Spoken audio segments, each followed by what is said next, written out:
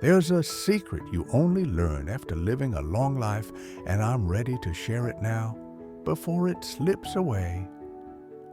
This morning, as the first light touched the windowsill, a single, clear thought cut through the quiet.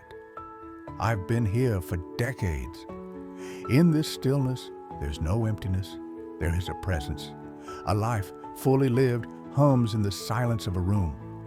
I have witnessed entire eras shift and fade, and most profoundly, I have watched nearly every soul I once knew depart. They've all gone ahead. When you become the last one remaining, you move through the world as an observer to youth's great hurry. They stress over specks that look like mountains, and from my vantage point, are mere dust. They sometimes ask, with a certain distance, what is it like? They mistake solitude for sorrow. But there is a hidden truth to reaching this point that you cannot grasp until you arrive. When every external thing is peeled back, what's left behind is not a void. It is the purest essence. So, if you have years ahead of you, listen.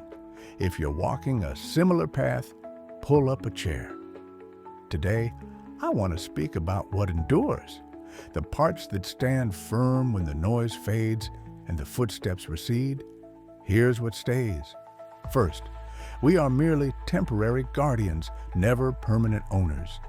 In my middle years, I believed my identity was my achievements, my work, my home, my standing. I clutched them as if they were eternal.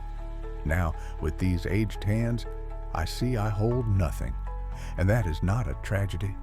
I've seen the places I called home pass to new families. My professional triumphs are footnotes in archives no one reads. What persists isn't the medal in a case. It's the integrity you shaped while striving. You come to understand that the people we adore are merely visitors in our story. We don't possess our partners or our children. We are granted their company for a season. When you cease clinging and start truly receiving them, the pain of their absence transforms. It shifts from a sharp theft to a deep appreciation for the gift you were given. What abides is the affection you offered, because that is the one treasure that cannot be auctioned or decay. In youth, we chase the grand events, the ceremonies, the career leaps, the exotic trips. Your gaze is locked on the distant peak. I learned that life isn't the summit. It's the path you walk to get there. If I had a chance to return, I wouldn't hunt bigger victories. I would practice deeper awareness. I would savor the steam off a morning tea. I would truly hear the wind in the leaves. What lingers after a long journey is an album of tiny, perfect moments that collectively became your universe. Perhaps the most challenging aspect of outliving your circle is the aloneness. We were raised to fill every minute. But when the nest emptied and the chairs around the table grew vacant, I was introduced to someone unfamiliar, myself. Most spend a lifetime fleeing from their own company. They use distraction, duty, and crowds to mute their inner voice. At this age, you cannot flee. The body insists you rest, so you settle.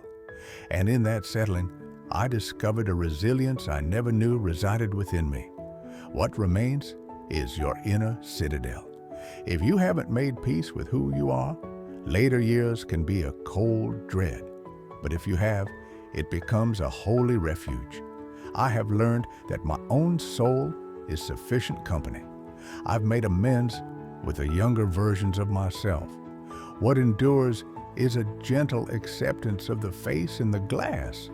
You find that you were always your own most loyal companion. You just never paused long enough to know it. Do I carry regrets? Undoubtedly. Anyone who claims otherwise isn't being honest. But now, there's a critical distinction between a simple regret and a true moral wound.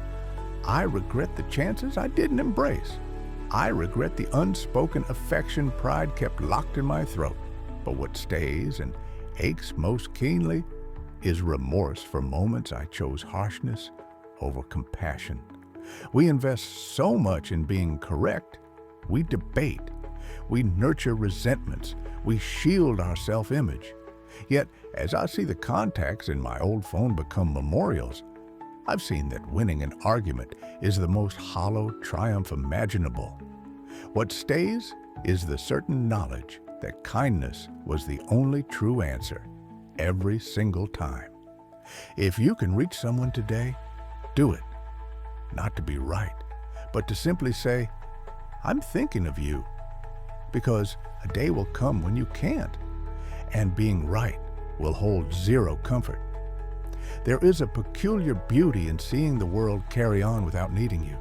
I watch the young with their screens, their new words, their boundless speed. My first feeling was resentment. I felt obsolete. Then I understood, this is how it must be. What remains is the duty of the observer. My role is to watch the wheel turn.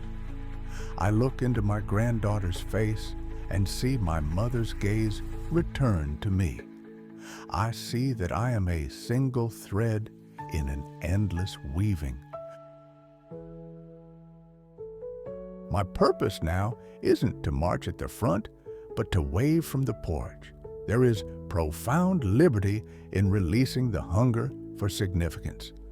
What abides is the quiet happiness of watching life begin anew, aware that a fragment of my song plays in theirs. So what truly endures when you are the last one here?